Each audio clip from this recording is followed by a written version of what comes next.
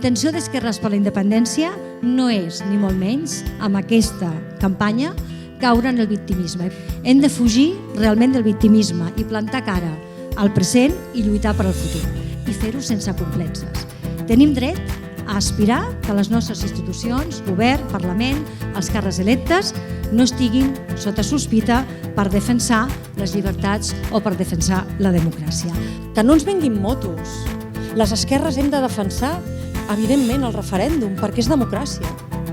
I hem de defensar que aquesta moguda no és una moguda per tapar vergonyes, ni una moguda de la burgesia, sinó que és una moguda popular del poble pel poble.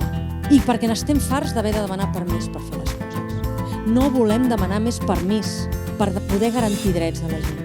És impossible dir-se d'esquerres si un no defensa el referèndum. Avui en dia, jo diria més, no pot ser d'esquerres si no defenses exercir la sobirania. I exercir la sobirania a Catalunya implicarà no només la voluntat, però també riscos, desobeir i, naturalment, actes unilaterals. No donar suport a aquest referèndum significa posicionar-se al costat del poder, al costat de l'estatus quo i al costat de l'estat més reaccionari.